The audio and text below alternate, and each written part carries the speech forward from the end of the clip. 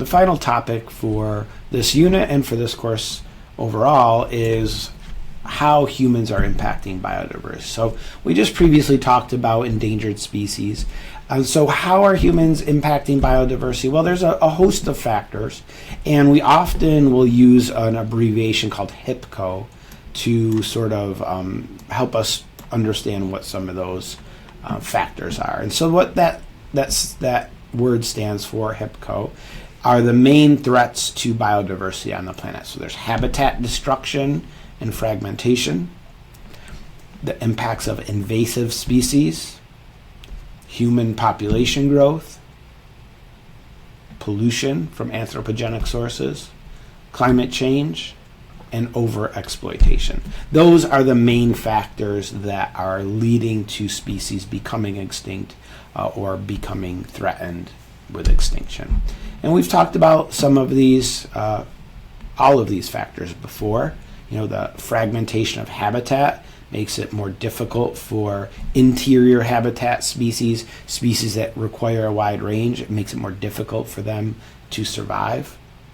Climate change and changes to climate, habitat, those factors can impact where species can survive depending on their range of tolerance. And we can see what's happened. This shows the vertebrate species becoming extinct, and we can see they have increased. The number of species that have become extinct have risen very quickly since the start of the Industrial Revolution. And so what are the ways we have of reducing human impacts to biodiversity? There's several different techniques that can be used. Creating large areas of protected habitat is an important way of preserving certain species. This is Costa Rica, and Costa Rica has done a really good job of setting aside large contiguous areas of land to preserve biodiversity in Costa Rica.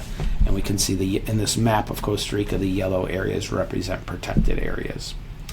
Creating habitat corridors to reduce the impacts of habitat fragmentation. We can see that shown here. This is a habitat corridor allowing animals to move from one part of this habitat to another that's been fragmented by this highway.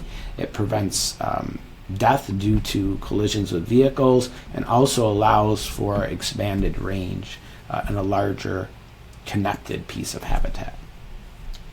Using sustainable land use practices, preserving habitats for species, especially in areas where endangered species are present, and also restoring habitats that have been previously developed by humans to more natural ecosystems that can support the biodiversity that has evolved to live in those ecosystems.